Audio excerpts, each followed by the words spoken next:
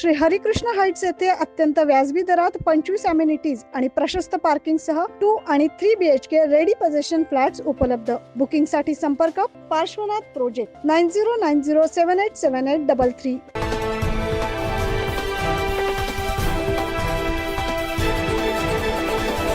नाशिकच्या गोदाघाट परिसरात नियोजित करण्यात आलेल्या गोदा आरतीवरून पुरोहित संघ आणि रामतीर्थ गोदावरी सेवा यांच्यामध्ये संघर्ष सुरू आहे आणि याचमुळे नाशिकची गोदा आरती ही राज्यभरात चर्चेचा विषय ठरते. वाराणसी आणि हरिद्वार प्रमाणेच नाशिकला देखील धार्मिक आणि सांस्कृतिक वारसा लाभलाय. त्यामुळे नाशिकमध्ये देखील गोदा महाआरती व्हावी अशी मागणी गेल्या अनेक वर्षांपासून केली जाते. याचीच दखल घेत राज्य पर्यटन विभागाने गोदा महाआरती प्रकल्प हाती घेत प्रस्ताव सादर करण्याचे आदेश दिले. जिल्हाधिकाऱ्यांच्या अध्यक्षतेमध्ये समिती गठीत करण्यात आली.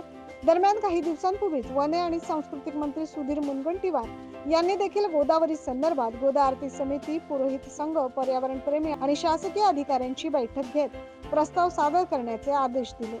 याच पार्श्वभूमीवर बांधकाम विभाग व जिल्हा प्रशासनाच्या वतीनं साधारण 12.5 कोटी रुपयांचा प्रस्ताव सांस्कृतिक विभागाकडे पाठवण्यात आला. दरम्यान यावर 11,77,00,000च्या निधीला मंजुरी देण्यात आली आहे.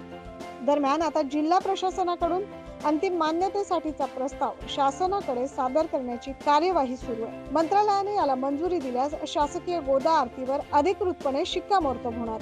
Bureau report 9 news Maharashtra.